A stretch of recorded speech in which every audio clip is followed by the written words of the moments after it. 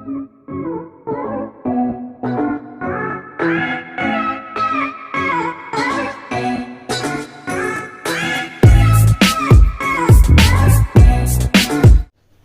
guys, welcome back to Class of Planning. You're with Rahul Sharma, your friend and guide, and this class is all about All My Sons. Yes, I repeat the line of this storyline. So, All My Sons. What does it mean by that? The work of Arthur Miller. आपने guys story को समझना है, समझने के concept को clear करना है, and this is really important story. तो स्टोरी लाइन शुरू कहाँ से होती है? Arthur Miller. So we need to get to know about the background of this writer. Yes, इसके बारे में जान लेंगे. पहला प्ले फ्लो था, दूसरा किया गया, दूसरा ऑल माय सन्स कब लिखा गया, रीजन क्या थे, वो सब हम लेटर ऑन डिस्कस करेंगे, एक अलग वीडियो देंगे. फिलहाल हम समझते हैं ऑल माय सन्स किस बारे में and how to be the master of this particular story line. तो पहले क्या करते हैं, स्टोरी शुरू में फ्लैशबैक्स थे. सर 3 साल निकल चुके थे उस इंसिडेंट को जिसको जानना जरूरी था. सो 3 years, I repeat 3 years being past. कहानी शुरू कहाँ होती है?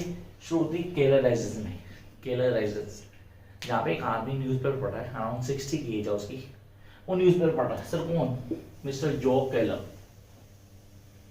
ये बंदा न्यूज़पेपर पढ़ा नाम से.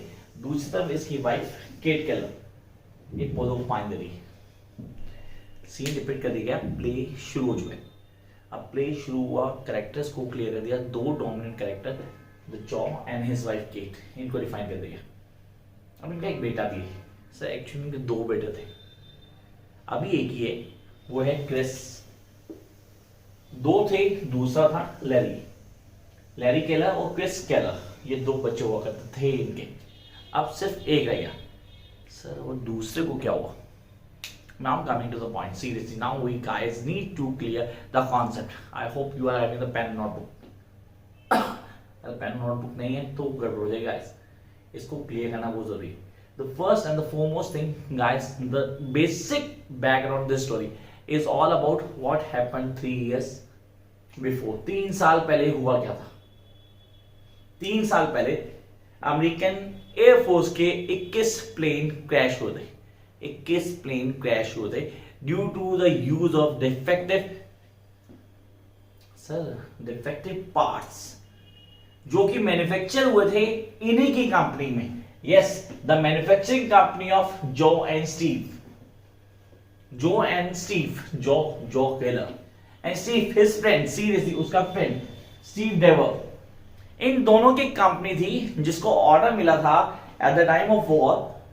किसका मिला था भाई? कुछ इनपुट पार्ट्स बनाने थे किसके? फाइटर प्लेन से.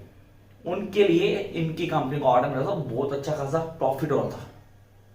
अब टाइम ये था कि भाई ऑर्डर मिला और बहुत बड़ा ऑर्डर मिला, काम चल रहा है फर्स्ट क्लास. लेकिन अब ऑर्डर बहुत जरूरत से ज्यादा आ चुका है और इनके पास इतना टाइम नहीं है. उस वक्त क्या हुआ? जॉ की तबीयत खराब हो गई. हाँ, जॉ की तबीयत खराब हो गई. उसने स्टीव को फोन करके बुलाया, भाई तू यहाँ पे आ, I am not feeling good, मुझे घर जाना है. कह रहा मैं तो कभी आया नहीं, I never come to this place, मुझे पता ही नहीं क्या है. लेकिन अब आना पड़ा भाई, पार्टनर बुलाएगा तो आएगा. वो घर चला गया. दूसरा उसको नहीं पता, उसने सामान पैक करवा लो आगे भेज दिया जिसमें डिफेक्टिव पार्ट्स थे. ऑनेस्टली डिफेक्टिव पार्ट्स थे, जिन डिफेक्टिव पार्ट्स की वजह से 21 प्लेन क्रैश हो गए.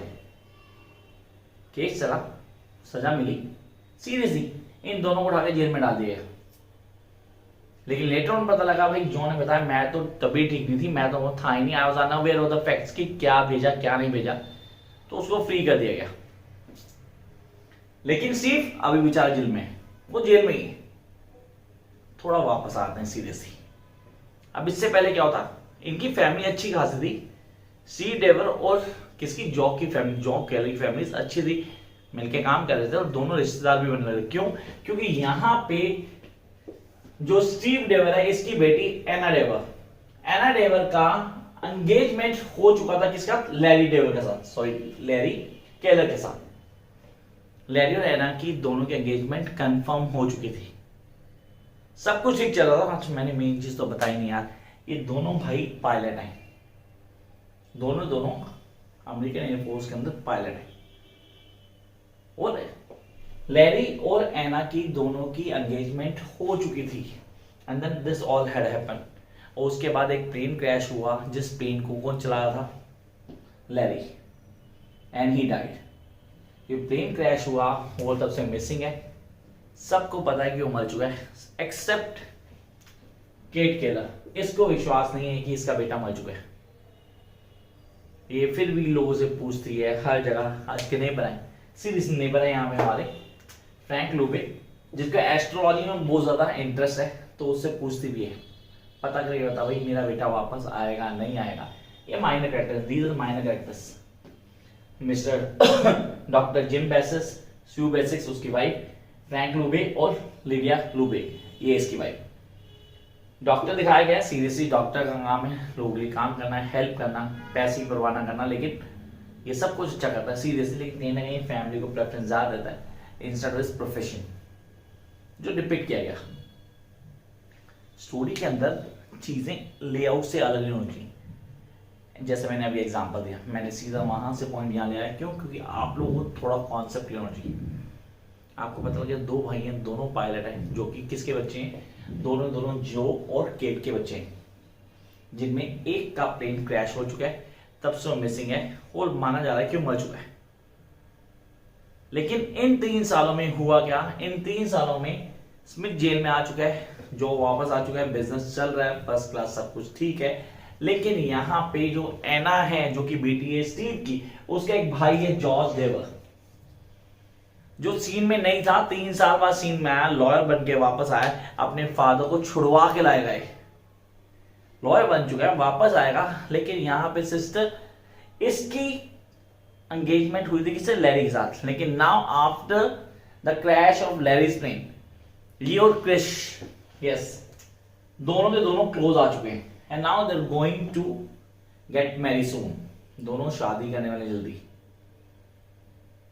क्योंकि आज वो प्रपोज करेगा, जिसकी मां उसके खिलाफ है, केट केलर खिलाफ है, क्योंकि भाई वो तो किसकी वाइफ होने वाली थी? लैरी का। उसको लगता है कि लैरी मरा नहीं है, वो वापस आएगा। तो हिंदी पीछे फिल्म होगी सीरीज की, वो वापस आएगा, कोई वापस नहीं आने वाला। अब सब कुछ चल रहा है, सब कुछ ठीक चल रहा है, लेकिन यहाँ पे जैसे जॉर्ज एंटर करता है, जॉर्ज आकर अपनी सिस्टर बोलता है तू इससे शादी कैसे कर सकती? इसके बाप ने हमारे बाप को जेल में डाला है और फंसाया है, क्योंकि वो तो काम पे जाता ही था, उसको तो पता ही था कि ये डिफेक्टिव क्या है, क्या डिफेक्टिव नहीं है। वो माल भेज दिया और वो पकड़ा गया। तो उस बंदे के बेटे के साथ कैसे शादी कर सकती है? But she was real love with Krishna, उसकी भी गलती नहीं थी। बट दूसरी तरफ किससे मिलता है? वो मिलता है क्रिस से। उसको उसके फादर के बारे में बोलता है कि तेरे फादर की वजह से मेरा फादर गया। वो इन्फ्लुएंस हो गया, नहीं मेरे फादर बिल्कुल इनोसेंट है, उनको कोई आइडिया नहीं। एट दैट मोमेंट जब ये सब हुआ, वो तो घर पे थे, वो सब, वो तो वहां थे भी, तो उनको क्या आइडिया होगा? हाँ, लेकिन कई चीजें थी जो फादर की स्टेटमेंट्स उसको हजम नहीं होती। ये स्टेटमेंट मुझे खुद उलझाती है कि ऐसा हुआ या नहीं हुआ। अभी ये डिस्कशन चल रही थी, इस बीच केट केलर एक स्टेटमेंट बोलती है that in last 15 years I didn't remember कि कभी वो बीमार हुआ हो। लास्ट 15 years वो बीमार नहीं हुआ, ऐसे कैसे होता है? 3 साल पहले उसने ऑफिस जाना बंद कर दिया था, वो कहा था मेरी तबीयत ठीक नहीं है, तो उसने स्टीव को बुलाया था कंपनी के अंदर ताकि वो पीस को डिस्पैच कर पाए, जिसकी वजह से 21 प्लेन क्रैश हुए थे। तो who is being blamed? Series who is to blamed? Suspicion यहाँ पे ज्यादा बढ़ गया। सीरीज यहाँ पे कई सारी चीजें आ गई जिनको क्लियर करना है, हम उस समझेंगे हो क्या रहा, how things are being changing. अब यहाँ पे एक बहुत बड़ा रोल प्ले करता है। वो रोल क्या था? जब एनकाउंटर करती है केट और एना, एना वो लेटर दिखाती है जो लैरी ने उसको प्लेन क्रैश से पहले डाला था। वो लेटर नहीं था, वो सुसाइड नोट था, जिसमें उसने क्लियर कर दिया था that I get to know that my father was been involved in sending the defective parts of 21 planes in which all 21 planes crashed and 21 pilots had died, and due to that shame I am going to commit suicide by crashing my own plane। Seriously वो अपने plane को crash खुद किया उसने, हुआ नहीं, वो crash किया उसने। जो लेटर पढ़ती है ना, तो सीरियसली केट क्या हुआ होते, वो कहती है इस लेटर को आप किसी और को मत दिखाइए, please don't show this letter. लेकिन उसको कंपेल नहीं कर पाती, she was able to compel him. Sorry हाँ, उसको कंपेल नहीं कर पाती कि भाई ये लेटर किसी को दिखाई, क्योंकि अब वहां पे उसकी जो एब्सेंस थी, वहां पे स्टीव आ चुका है, वहां पे जॉर्ज है, वहां पे क्रिस है, और वहीं पे हमारा main protagonist, not protagonist, you get to know who is he, Joe Keller was present. अब डिस्कशन चल रही है, सीधी हीट आर्ग्यूमेंट चल रहा है, फैमिली के अंदर हीट आर्ग्यूमेंट चल रहा है, जहां क्रिस डिस्कस कर रहा है, जॉर्ज अपने फादर को प्रोटेक्ट कर रहा है, क्रिस अपने फादर को प्रोटेक्ट कर रहा है, और वहां पे कौन लेटर पढ़ता है? लेटर पढ़ती है लैरी, वही लेटर जो उसने अभी पढ़ के सुनाया था किसको? केट को। That he get to know Larry को पता लग चुका था उसका फादर इन्वॉल्व है।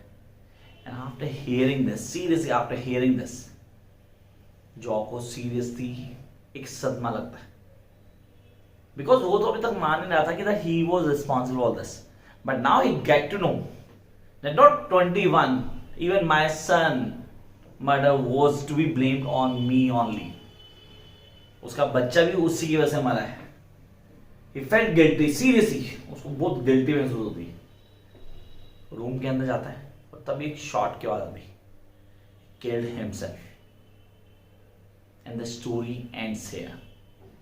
सर क्या हुआ, चेंजेस क्या है, थीम्स क्या भी प्ले को समझना इंपॉर्टेंट है। हाँ डेफिनेटली इंपॉर्टेंट है। Power, money, greed, society, different norms, ये कुछ बेसिक पॉइंट्स है जो हम लोगों को क्लियर करने for to clear this entire play the All My Sons. The All My Sons stands for the 21 pilots. It is not just to the Chris and Larry. No, it's all about 21 pilots who had lost their life. Story को clear करना, concepts को समझना, एक एक चीज को on tip करना, this is really important. I hope you guys get to know the concept, कैसे पढ़ना है, पढ़ने का तरीका क्या है, कौन कौन सी चीजें आपके टिप्स पे होनी चाहिए। Wish you all the best for your upcoming exams. Till then keep watching guys.